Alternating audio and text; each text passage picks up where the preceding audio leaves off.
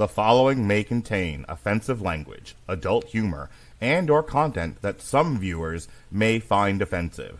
The views and opinions expressed by any one speaker does not explicitly or necessarily reflect or represent those of Mark Rattledge or W2M Network.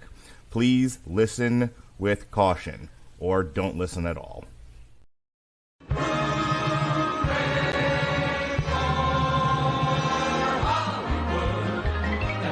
Valley, hooey, Hollywood, where any office boy or young mechanic can be a panic with just a good-looking pan.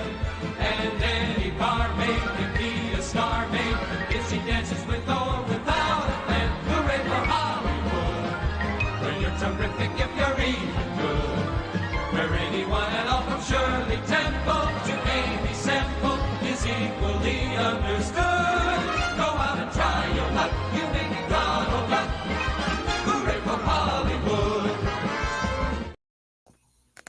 Hello, good evening, and welcome to another episode of Damn You Hollywood here on the Rattledge and Broadcasting Network. I am your host, Alexis Hejna. Joining me, as always, my companion when talking about cartoons, Mr. Zachary Strobel. Hello. Hello. Zach, you may want to turn down your volume just a tiny bit there. You're a little loud. Or it may just be my microphone. I don't know. All right, so yeah, we're here to talk about the 2024 Garfield movie. This is the second feature-length Garfield film, but it is the first feature-length fully animated one, as I think most of us agree we don't talk about the what I call the Bill Murray Zombieland joke. Yeah, there's a reason that when Bill Murray is dying in a zombie movie, they ask if he had any regrets. He says, Garfield, maybe. Yeah, no, this is directed by Mark Dindal. Comes to us from Sony Pictures Releasing with Columbia Pictures, Alcon Entertainment, DNEG Animation, One Cool Group.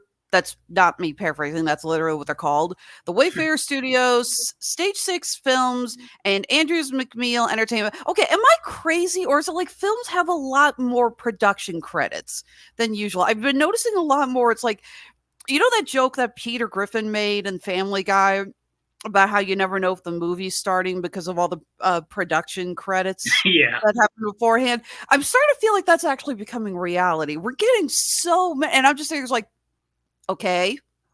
At what point do we say, and also sponsored by a $5 bill I found in my blazer from last year? So yes, we have Chris Pratt as Garfield. We have Nicholas Hoult as John Arbuckle. I didn't realize that our star of Renfield and the Menu was he really. You would not recognize his voice at all as John. We have Harvey Guillén as Odie, who admittedly Harvey Guillén is great. He's funny. I've loved him in pretty much everything he's in. And he's a great voice actor for those who saw Puss in Boots: The Last Wish. But literally all he's doing the Alan Tudyk treatment of just making animal noises. Or Frank Welker. Yeah, Frank. Well, I think I was going more for like Alan Tudyk as Hey the chicken in Moana. Because I still remember trying to explain to my family about Alan Tudyk being in all Disney films. And they're like, who is he? It's like, oh, he was Hey the chicken. And they're just staring at me like, he clucked. That's all he did. He clucked. So we got him as Odie. We have Samuel Jackson as Vic, Garfield's estranged biological father. We have Hannah Waddingham of what the hell is she in? Ted Lasso fame. I was like, I remember looking up what she was in. I'm like, wait, why did I just blank on that? And Ving Rhames as a bull named Otto. I will say I'm a little disappointed that we didn't get. This is weird because I'm disappointed that we didn't get more of the classic Garfield characters. But at the same time, I'm relieved that this wasn't overly bogged down with cameos. Does that make sense? What are you talking about? We saw Nermal for 1 second. Yeah, 1 second, literally, of Nermal.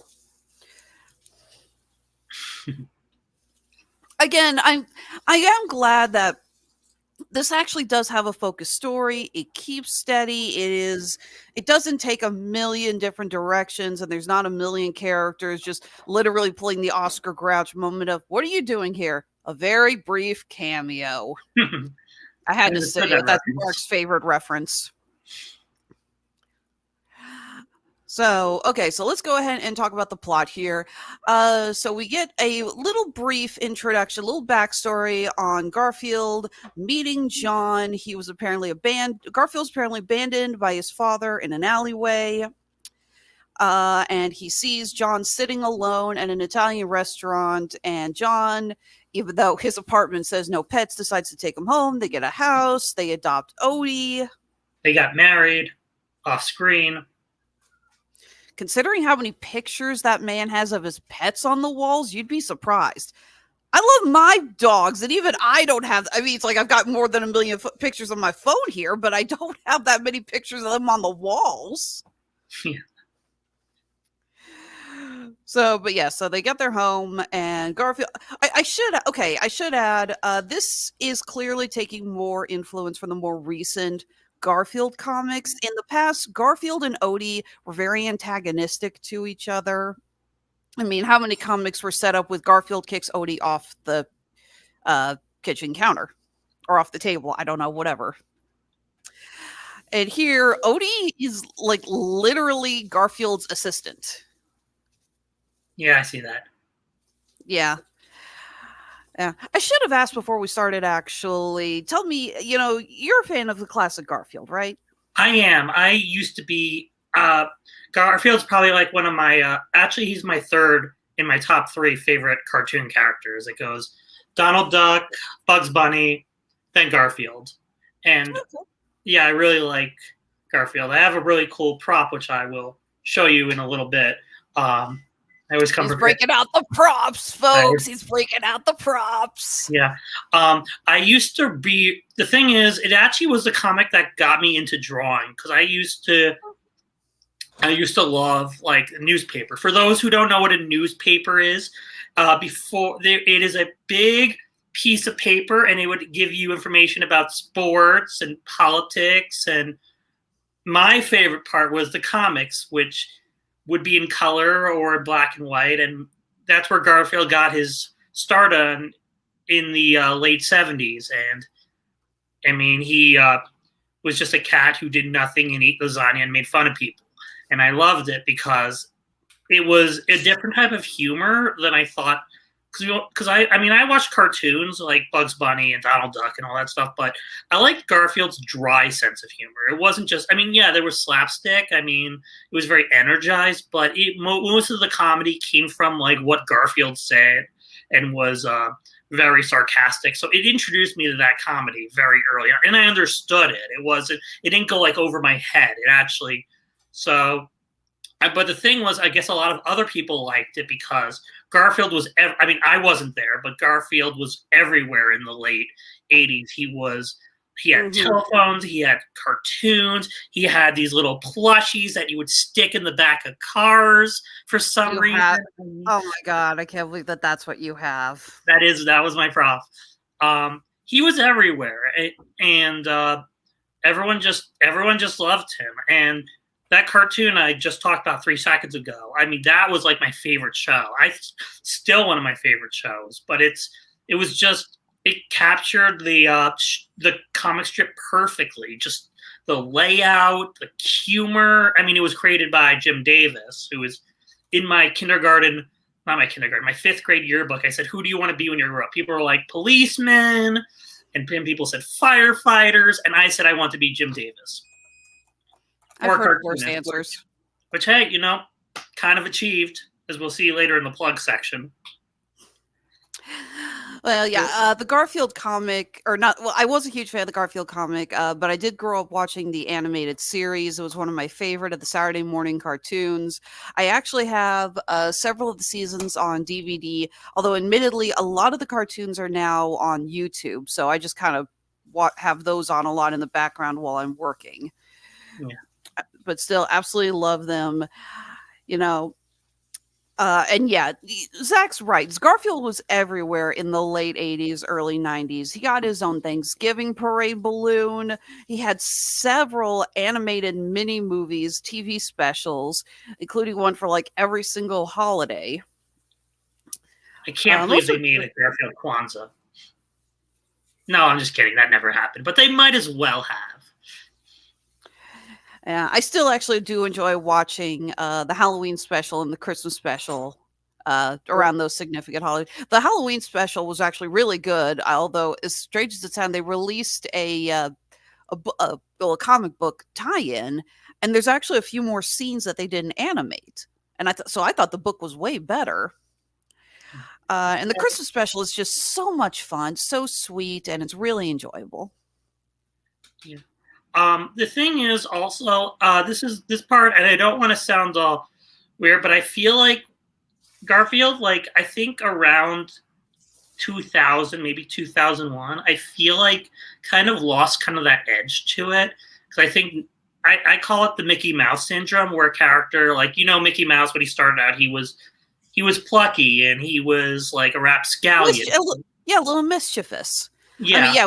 Go watch Steamboat Willie again. It's like, there's actually a reason Pete gets mad at him at the end. The dude's skipping his duties and messing with the livestock on the ship. It's like, yeah, Mickey, you kind of deserve, the ass kicking you got at the end of that cartoon. Yeah, but the thing is with Garfield, I feel like he got too popular, and they tried to turn him into a role model and for kids, and I think they tried to get him towards kids, and I think that was really not what Garfield was really about. I feel like he was supposed to be fat and lazy and sarcastic, but he had a good heart. But it wasn't like he was never a role model. And I think they tried to do that. I feel like they tried to make more specials for kids, try to make him more of a role model. I guess I can't find that word, but more PSA friendly in a way. Exactly. But yeah, and I just think his comic just got kind of stale. I think they just tried, and there wasn't like the movies and the CGI era and those movies, which we will not talk about. Those did not help his image. Not at all. Well, let's face it, those movies had a complete misunderstanding of everything about every character in the Garfield comics, Garfield included. I swear to God, I think the guys who wrote that movie just had the most basic understanding of what Garfield was like. Okay, he's fat. He likes lasagna. He hates Mondays. Okay, good. We got a character. But he also, you forgot. But in the studio, it was like, he must dance. He must have a ton of energy. And they were like, he does nothing, right? That's why it's really hard to make a Garfield movie, because your character doesn't do anything. Well, admittedly, if you watch the animated series, the one that we're talking about that aired in the 90s, Garfield was actually pretty active in those too. They can get away with Garfield being more sedentary in the comics because it's either a 3-panel or like a 7-panel strip on Sundays. Garfield does not have to actively move that much. When you're making a cartoon, he's got to get up and do more stuff. Yeah. He can complain about the movement. I mean, there's a great episode where John tries to get him to start exercising, and yeah, that's hilarious. Yeah. But you still need the character to move around a little bit. Yeah. Because if not, it's going to be a very short movie. Or a very boring one. Take your pick. Yeah. Excuse me. Sorry. And like I said, they have given the character a little bit of a change in recent years. Again, he and Odie no longer have the antagonistic relationship they used to. They actually come across more like best friends. Like, it's like we're comrades in arms here in John's house. There's even a really great segment that's been returning every so often called Dear Ask a Dog, where someone writes in a letter to Dear Ask a Dog. Garfield reads it. He reads it to Odie. Odie goes, bark. And then Garfield responds with what that translation means. And I'm fine with that because I think a lot of people were kind of tired of seeing, it's like, haha, Odie's dumb. Haha, Garfield beat the crap out of him. Haha, end of comic. So I think it works better with them actually being friends. Yeah. Now, of course, Garfield still takes advantage of him because that's what he does, but Odie doesn't seem to mind so much. And another change is we actually have John and Liz as an item. Another character that got one line of dialogue, which you see in the trailers. But yeah, John and Liz in the comics are now a couple. So, well, good for them. It took them long enough. Again, I think they got tired of just writing out. It's like John wants Liz. Liz thinks John's an idiot. End of comic. You can only make those jokes last so long. You can only do that for 40 years. Pretty much. All right. So, yes, we have our movie. We have Garfield living with John and Odie. And one night, Garfield and Odie are kidnapped by two dogs named Roland and Nolan, although admittedly, I don't think they ever say their names in the movie. There's a lot of characters, actually. They don't say their names. And then you see the credits like, who the hell was this? And it turns out this was titular Garfield's father, Vic, who, again, Garfield has not seen since he was a little kitten. And does believe his father abandoned him. But this was a trap for Vic set by a cat named Jinx, who apparently used to be part of Vic's gang.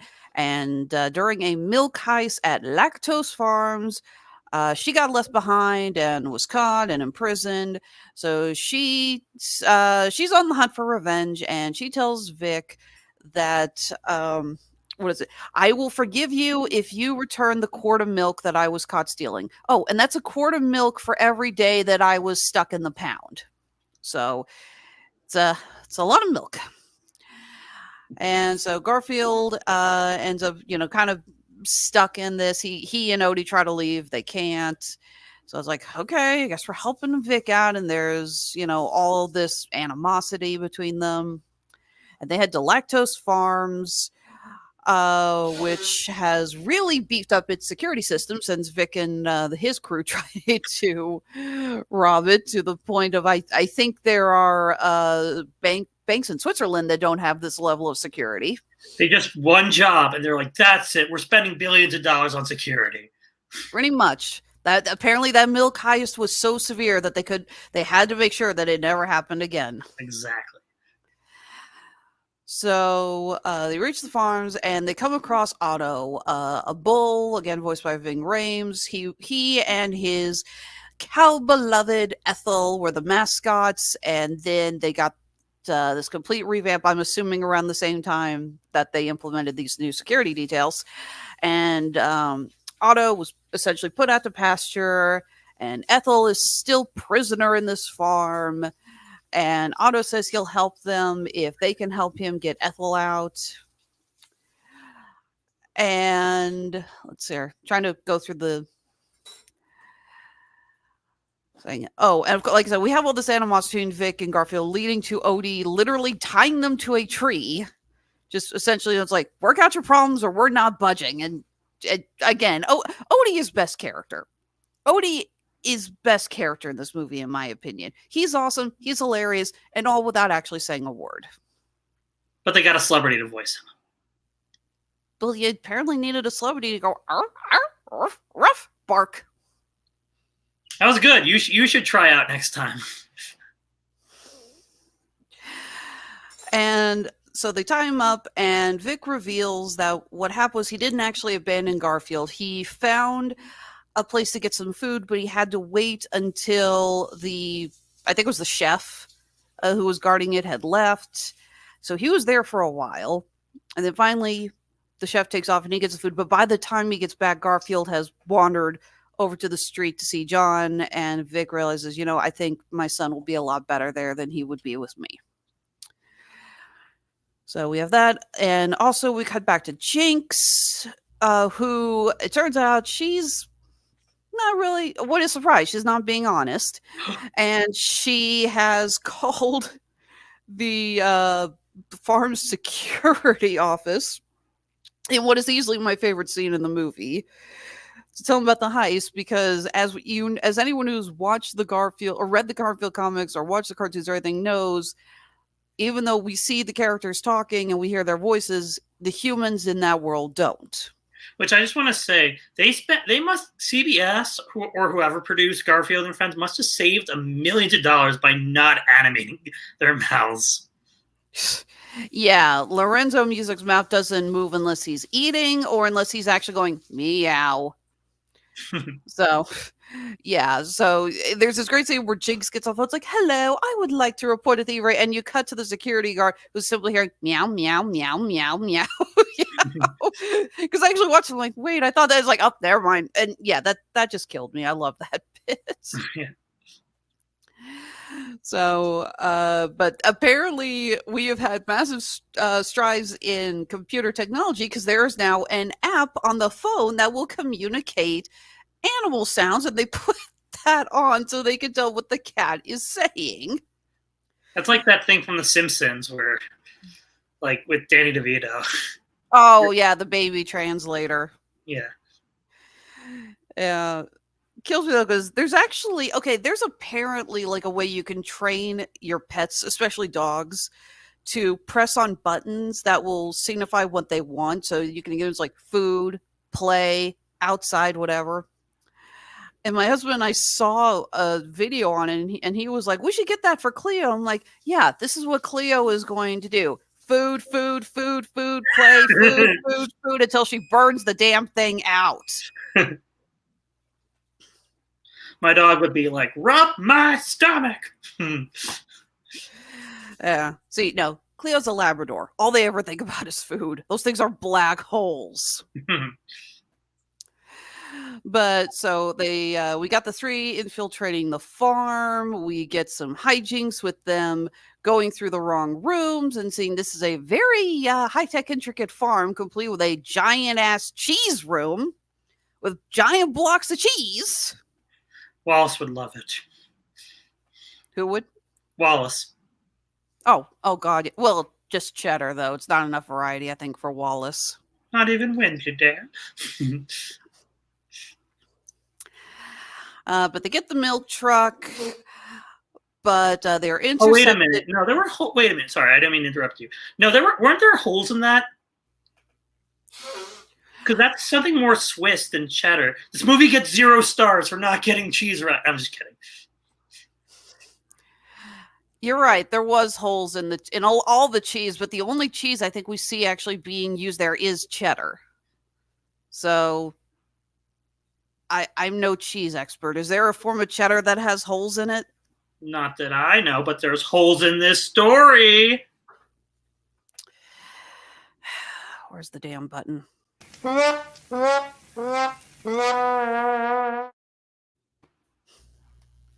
you go. But yeah, like so we get a fun little romp with them, like I said, dealing with all of that. They get intercepted by the security guard, Marge, who takes her job way too seriously. And Vic seemingly betrays them by pushing them out to be captured by Marge, and he takes the milk truck to go meet Jinx. So Odie and Garfield are sent to the pound, where they meet the rest of Vic's gang, including Snoop Dogg voicing a cat named Maurice. Get it? Snoop Dogg playing a cat? Cats and dogs coming together. Mass hysteria. Seriously, though, I swear, his speech is less than 30 seconds. He was hired solely because some executive said, haha, Snoop Dogg playing a cat. Isn't that hilarious? And he was apparently promised a shit ton of money from the marketing tour. There is no other reason he should be in this movie. But he doesn't rap or anything. It doesn't even come into play. Yeah, it's just he plays this cat who tells Garfield. Admittedly, he does deliver an important plot point because, again, he's part of Vic's former gang, and he says that Vic always disappeared on Garfield, like all the time, to go check on Garfield, and said that, and Vic mentioned that he marked a notch in the oak tree across the street every time he was there. But of course, Garfield doesn't believe it. And then lo and behold, John shows up to get them because shock of all shock, Garfield had a collar with tags this whole time, hidden in I don't know, hidden in his fluffy fur or hidden in his fat. I don't know which. I think it was fat. What was Odie's excuse? Yeah, Odie definitely didn't have a collar and tag. Yeah. So they go home and they're happy, and John's going to reward them with a big ass tray of lasagna because this man is seriously whipped by his pets. When Garfield notices the oak tree and he goes to look, and sure enough, there are notches, and he realized that Vic was checking on him, so that means that Vic does love him, and he puts two and two together that Vic knew that if he kicked them out and they got sent to the pound, John would go get them. I think the most fictitious, the most unrealistic thing about this movie is that a cartoonist can survive in a 2-bedroom house and provide for all those. That's the most. Forget the talking animals. That was where my suspension of disbelief ended. You're not wrong. You are not wrong. But admittedly, that I think that was also based off of more of the 80s economy when they started doing this. So I am like 90% sure that nowadays that doesn't fly. So we're just going to magically assume that John's getting a hell of a lot more money than he should be. Especially considering those food bills. He says at the end that he has a $6,000 delivery bill from that Italian restaurant. You must get paid $1 million per comic because this is not the 80s. Obviously, they show they have drones and smartphones and Tom Cruise and all that stuff. Yeah, no, I think I actually did make a joke about that while watching an episode recently of the cartoon, and I was just like, yeah, there is no way. Hell, even I think Andre saw it and he was like, how the hell can he afford to feed Garfield? I'm like, I have no idea. Yeah. Oh, there was a really funny joke in Garfield and Friends, and this is how it's like. There was one episode where John really breaks his car. He's like, how much is going to be? He's like, and the mechanic's like, the mechanic like says, here, it's like, here, just give me a second. He calls up his wife and he's like, hey, honey, you know that house we always wanted? You know that diamond ring you always wanted? And we can send the kids to college. And then he's like, I'm sorry about that. Anyway, here's your bill. John freaks out. Garfield looks at it nonchalantly. He's like, oh, it's enough to feed me for like 9 days.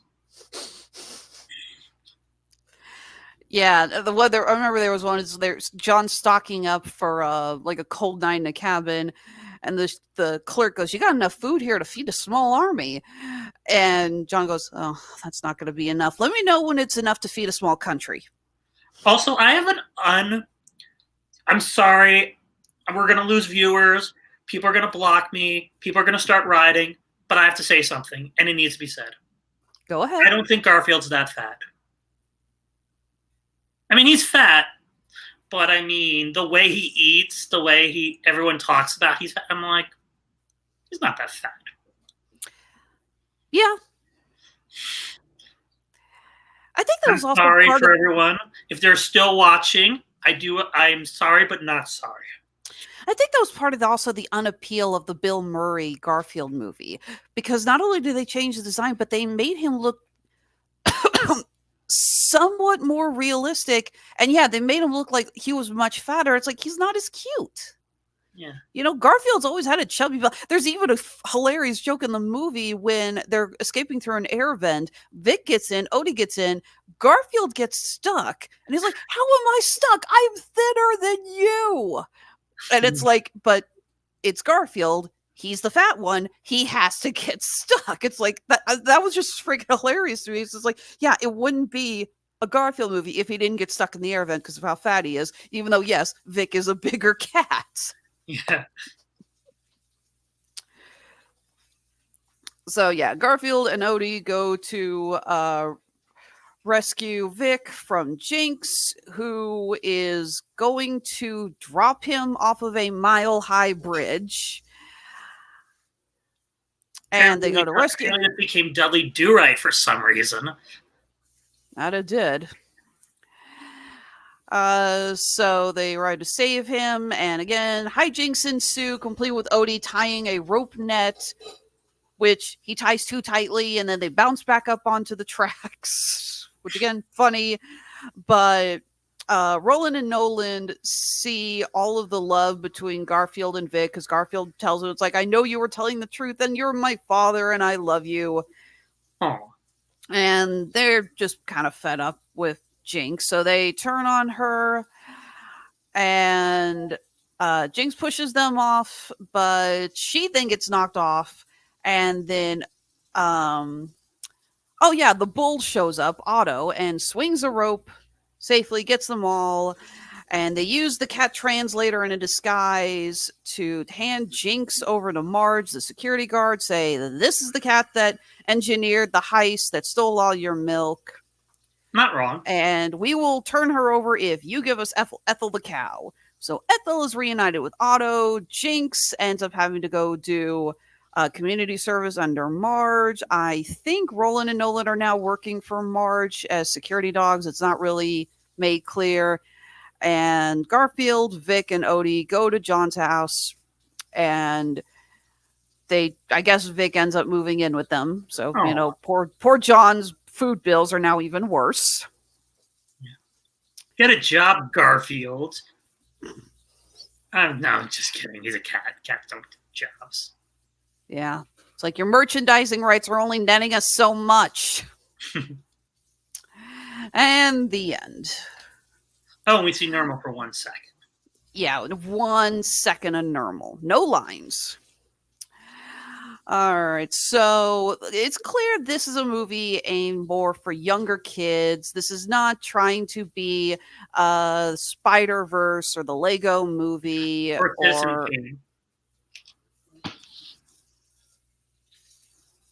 thank you for that.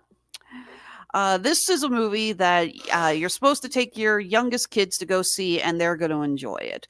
I don't think it's trying to be anything more than that, and I think it succeeds in that. What do you think?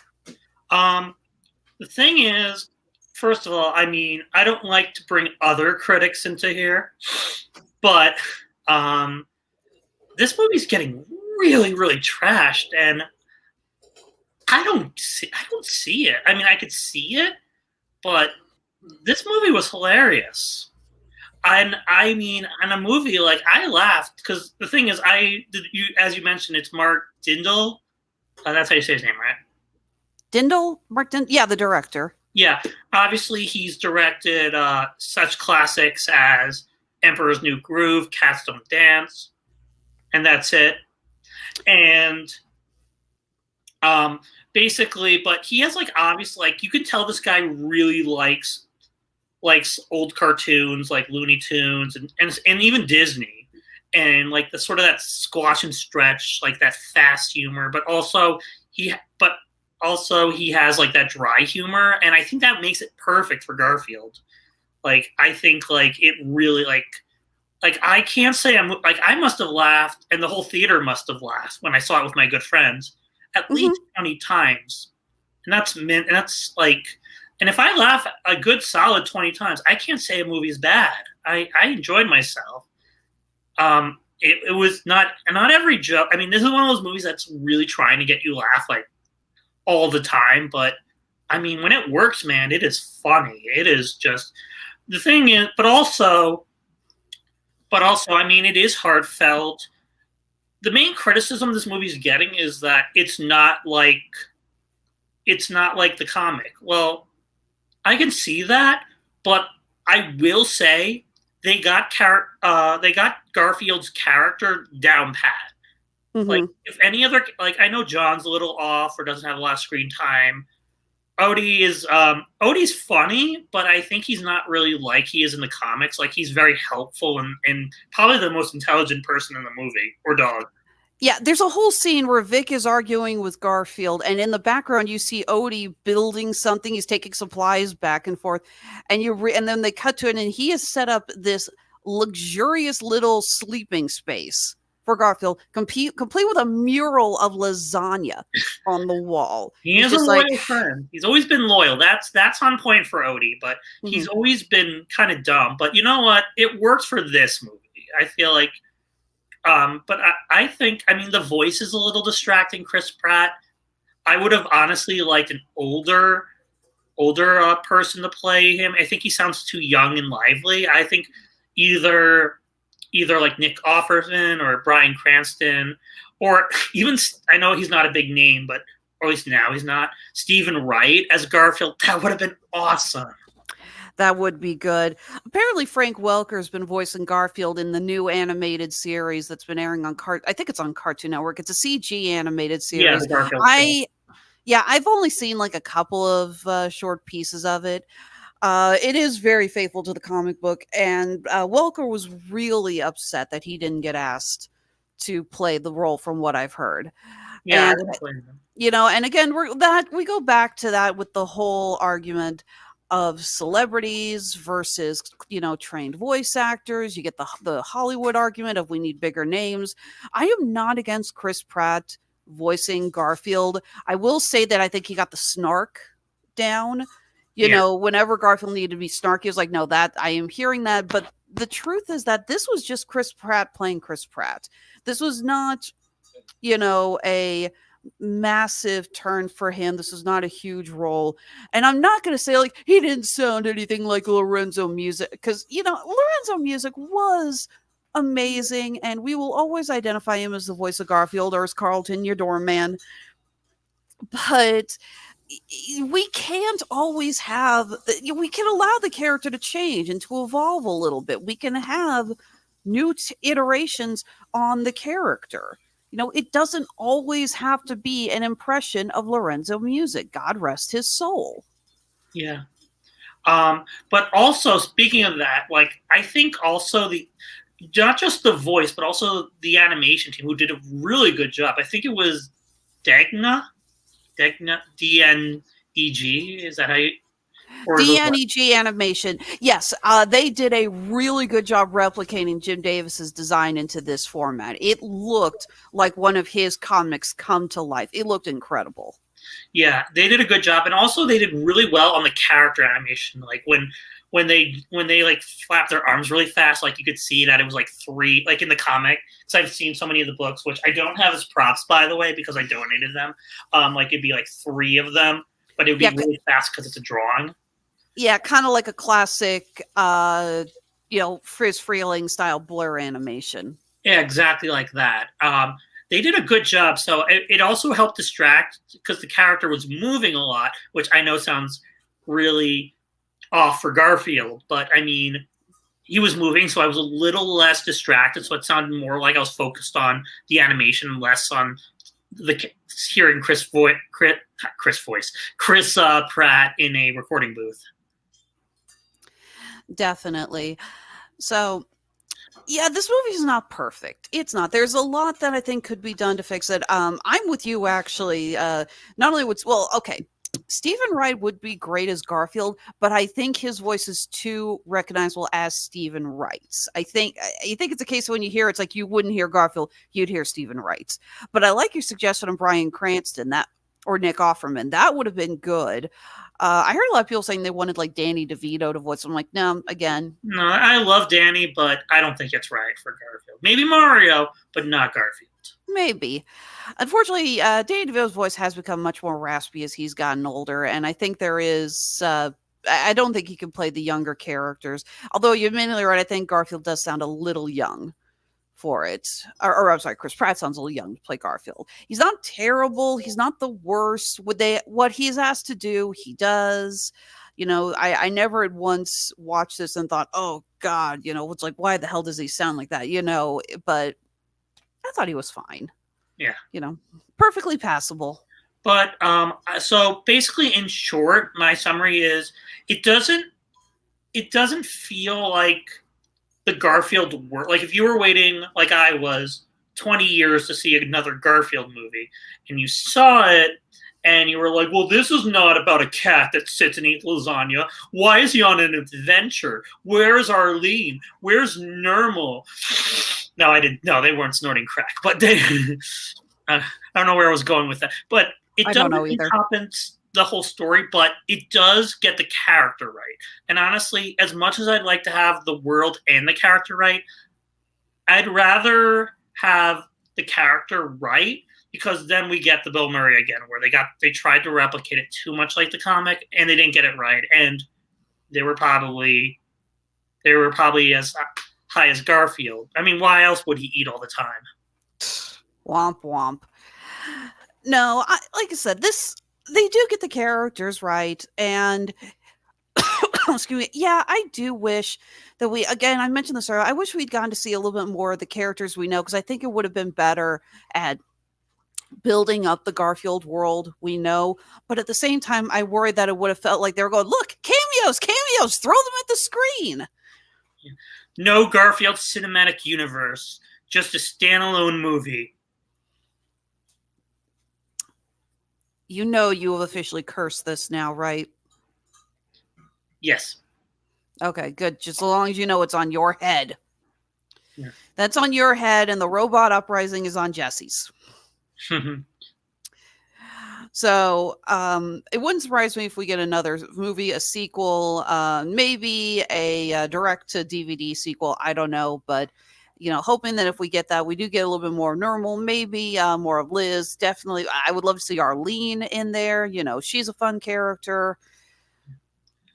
Did you notice? I don't know. I know it was Mark Dindal, and obviously, if you're just tuning in now, Mark Dindal was the director of Emperor's New Groove, and I got really big Yzma vibes from Jinx, and which is weird because at the end of Emperor's New Groove, she turns into a cat.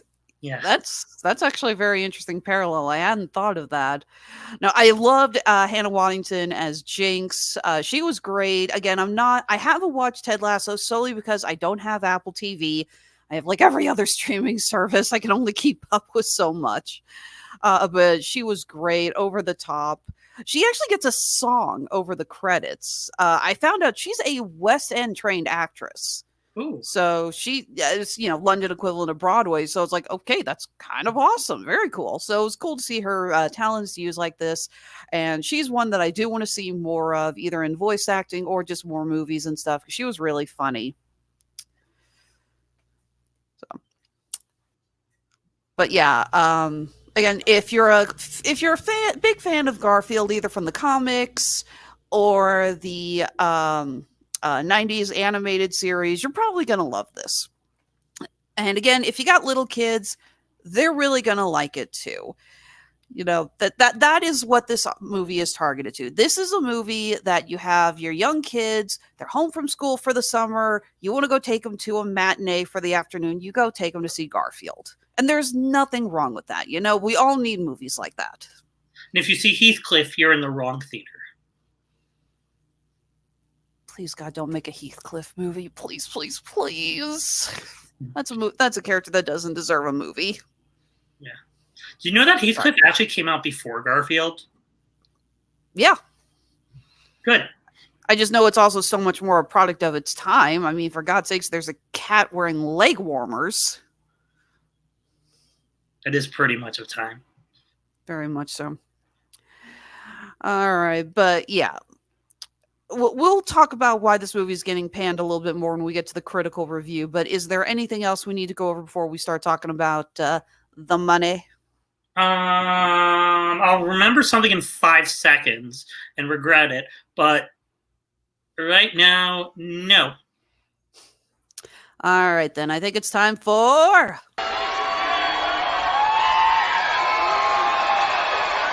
Are you ready? I said, are you ready? No, God! No, God, please, no! No! No! No! We're in the corner. It looks so weird when there's just the two of us doing this. I'm so used to having at least 3 people on a review. It's like, why are we shoved up here on this side? There should be another screen down there. Should be at least one more person. It feels weird. Yeah, and Mark can't make that joke where, I can't do it. It's weird what he's saying. All right, so Garfield opened up on Memorial Weekend alongside Furiosa, Mad Max Saga, and unfortunately, this was the worst Memorial Weekend for movies in 30 freaking years. Memorial Weekend has always been, it's the start of the summer season, and it is usually time for the studios to bring out their first mega blockbuster of the year. We've always seen Marvel movies, big Disney movies, the big theatrical releases on Memorial Weekend.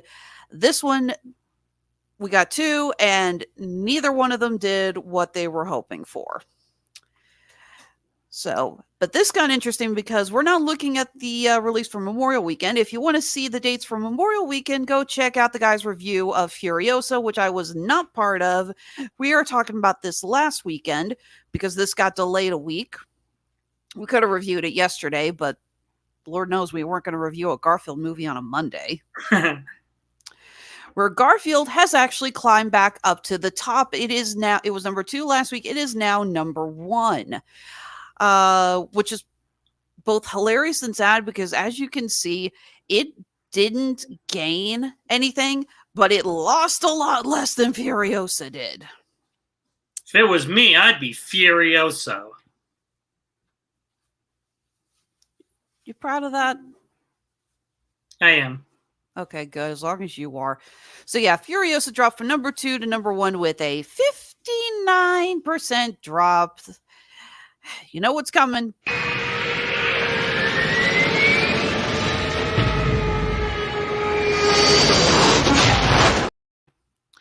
I don't have the stomach to play that whole clip. If held on to its number 3 spot, followed by Kingdom of the Planet of the Apes, which held on to number 4. Fall Guy. Okay, so yeah, other than these two, the next 4 held on to their same places. These were the only 2 that switched. With Fall Guy and Strangers Chapter 1, we had 4 other new movies coming out this last weekend. Haiku, The Dumpster Battle, In a Violent Nature, Ezra, and Summer Camp. Summer Camp is the only one I've even remotely heard of. I've heard of Summer Camp. Camp. Followed that by Sight, Challengers going from number 8 to number 12, Babes going from number 10 to 13, other new release, Young Woman in the Sea, Tarot going from 11 to 15. Why the hell is that piece of crap still in theaters? I saw the TV Glow from 13 to 16, The Dead Don't Hurt debuting in number 17, Godzilla X Kong the New Empire going from 12 to 18, Back to Black going from 9 to 19, owie, and Ghostbusters Frozen Empire going from 14 to 20. So we got that. Let me go ahead. Where is the...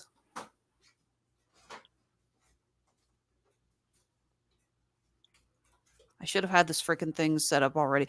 Okay, so right now, box office for the year, we've got Dune Part 2 currently sitting at number 1, Godzilla X Kong, The New Empire, number 2, Kung Fu Panda, number 3, Kingdom of the Planet of the Apes, number 4, Ghostbusters Frozen Empire at 5, Bob Marley, One Love at 6, Wonka at 7, although technically I thought... 2023. What? Yeah, I was like, Wonka technically came out last year. If number 8, Fall Guy at number 9, Migration number 10, Garfield is currently sitting at number 15, right above Furiosa, Mad Max Saga. But yeah, looking at the total gross for the fact that we have just hit the Memorial Weekend, this is not pretty. So the question is, why did Garfield? Why do you think it's getting as bad of reviews as it? Before we go into the critical review and we can actually start making fun of the people who clearly don't know what they're talking about, let's just ask ourselves this. Why do you think it's getting panned by critics? Well, from what I've heard, because I've watched a few reviews, like I made my own opinion, and then I watched like Jeremy Johns, and I just read some reviews like Rotten Tomatoes, which we will again. People just say that, oh, it's not Garfield. It's not something Garfield would do. Not my Garfield. Fat boy. I don't know. And I mean, I went over why I don't agree with that, but also, I mean, it is a kid's movie. I would say this is definitely more of a kid's movie than a family movie. It's obviously very modern with the smartphones, and I think, and even Jim Davis, who did executive produce this movie, which I think it was a smart choice. Thing about Garfield's appeal, and the reason why he did is because he also said there was like a lack of pop cultures references in the strip, which I think helps make it a little timeless. And the movie is full of those kind of jokes. And I don't know. I just maybe just people just also didn't find it that funny. Maybe. Just realizing I played the critical review clip instead of the money clip, so I'm just going to skip doing that and just go ahead and bring in the critical review without a clip because I'm a little embarrassed. But yes, sitting at 36 on the tomato meter, but an audience score of 80%. Now we're talking. Critics' consensus, aka what the AI took from this, the Garfield movie rolls along at a zany enough clip to be diverting for kids, but this animated adventure doesn't much resemble Jim Davis's iconically grumpy creation.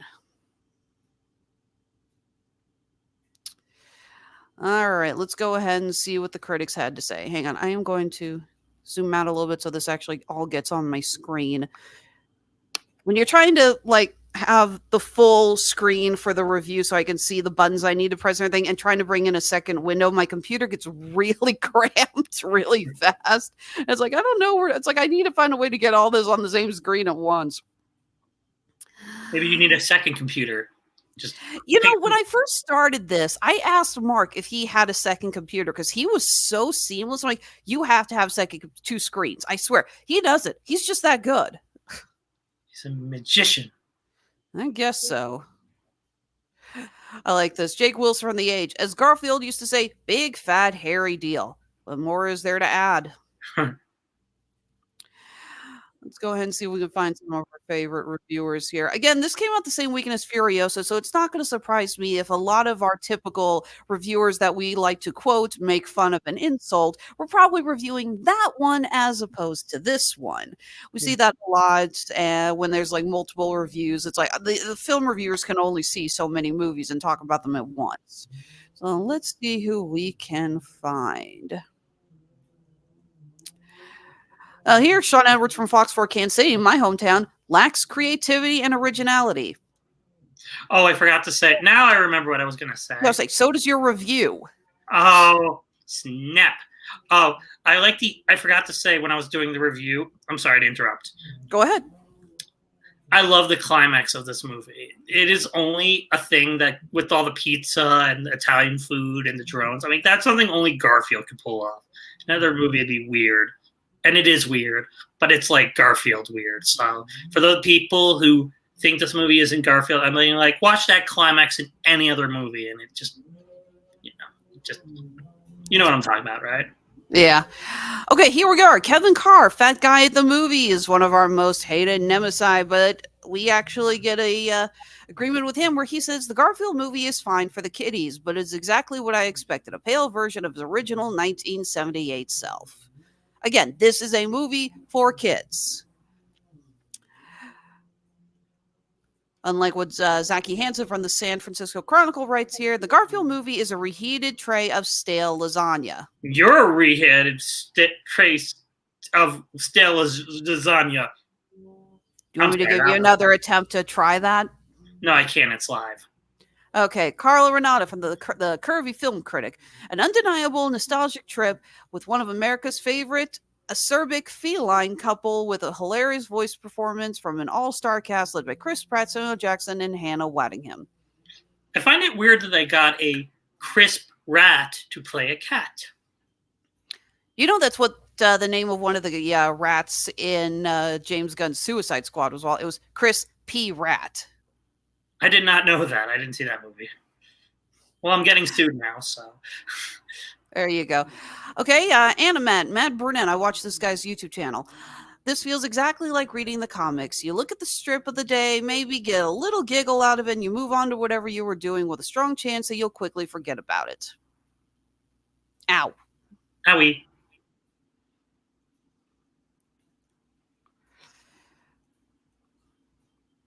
Okay, this one, this is harsh.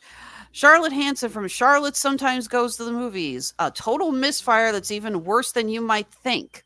1 out of 5 stars. Got Nell Minow from RogerEbert.com. Top critic. There are elements that are too arcane or unsettling for children and not any of the special comedic value for adults. What moments were too unsettling for kids? I don't know. I don't even think we saw the same movie because this movie was hilarious. Yeah. It's like, I don't get what you're calling arcane or unsettling. I really don't think you know the meaning of either of those words. He wasn't that fat. All right, let's see here. Peter Travers from ABC News, again, top critic. Soon to be infamous for bad decisions, this despairingly off-kilter tune looks like a movie but feels like a cynical cash grab propelled by the idiocy of turning our favorite mouthy, shamelessly lazy cat into a blah action hero voiced by Chris Pratt. Action hero? Really? He's never jumped. That was actually pretty. That line just had super Garfield energy, which sounds like an oxymoron. No, I agree. I very much so agree. Let's see here. Like I said, it looks like most of our people we like to make fun of ended up working or doing a review of Furiosa instead. Well, they missed out. No, they had to try to explain why Furiosa bombed as bad as they did. That's a freaking task I don't wish on anyone. All right, let's just go through a few more of these. Let's see here. David Jenkins from Little White Lies. Jim Davis's once witty comic strip creation is no slouch when it comes to commercial tie-ins, obviously. But the Garfield movie somehow marks some kind of obscene apotheosis, am I saying that right, of this dark art. You know, it really drives me nuts when critics clearly just have like a word-a-day calendar and it's so blatantly clear they're trying to work that into their review. Yeah. I can use big words too. We should use more big words. No, we shouldn't. No, it's just going to reveal we're not doing that. Zach Pope from Zach Pope Reviews. Not my plate of lasagna. They got the Pope involved? And not your proper use of punctuation either. What is that? That's weird. Maria Latila from Film Stories. The Garfield movie isn't aimed at me. I found it flawed and unoriginal, but the kids at my screening loved it. Is there a higher compliment than that? So, Odie reviewed the movie. Oh yeah, okay, I gotta read this. Odie Henderson from Boston Globe, again, top critic. This movie has no reason to exist. So why'd you do it, Garfield? I know why. Lasagna prices have gone up, and you know this is going to make money as Memorial Day weekend counter-programming to Furiosa. Leave it to Odie Henderson to work in a freaking inflation joke into his review. All right, let's close the thing out with Charlie Ridgely from comicbook.com. The Garfield movie has a lot on its mind, and some of the ideas in that mind could have translated into something worthwhile on the screen, but this is Garfield we're talking about. Laziness is his entire MO. You know the character didn't make the movie, right? Really? No, I didn't know that. All right, I think we've seen enough of that. Let me go ahead and stop that screen. So, yeah, like I said, again, critics hated it, but the fans seem to like it. And you know what? As we said before, it's for kids. And by the way, is there anything better than bringing happiness to children? Well, I don't have kids, so I can't give you an honest answer on that. Well, me neither. But it's probably what they wanted. And I mean, the kids, I liked it. And I don't know. And I don't know if you know this about me, Alexis, but I am not a child. Really? Yes, I almost have a beard, which I'm working on. But I am a child at heart who loves Garfield, and I wanted to see my favorite fat boy on the screen, and I saw him, and it was funny. So I think this movie is worth recommending. All right. Well, why don't we go ahead and move on to plugs? I'm trying to find the link you sent me that had your Amazon. If you can't find it, just go to Amazon.com. And you two at home, go to Amazon.com, and you can put in Zachary Strobel books. All right, let's do that then. Okay, here we go. As long as we don't have to be all tiny in the corner of the screen. Well, I got some bad news for you on that. What is it? Ah! Oh, that's my books. Okay, I can live with that. Look at all these right. books. And it's such affordable prices too, especially now that it's summer and summer reading is a thing. So you can read my books. They're not that long.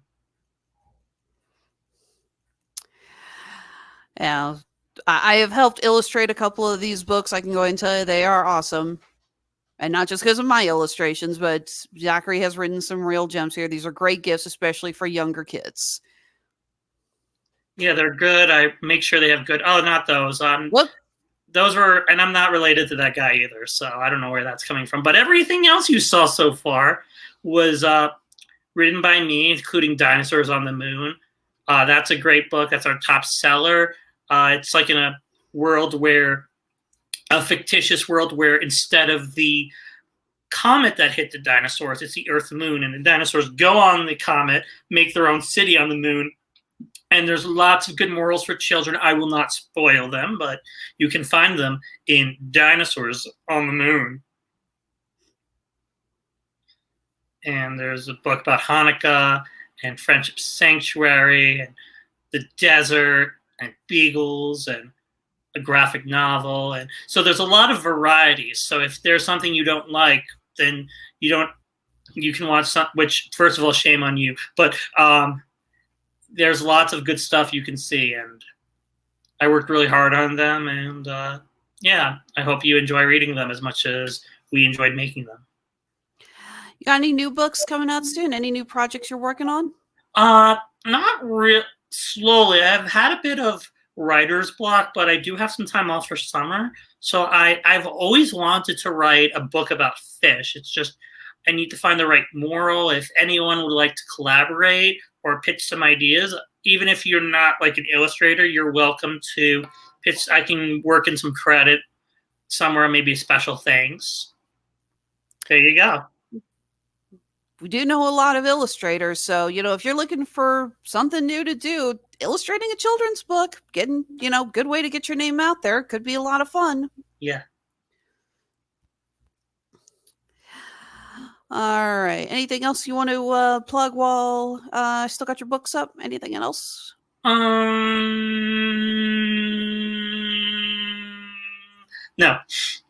It was quite a long All right. Proud.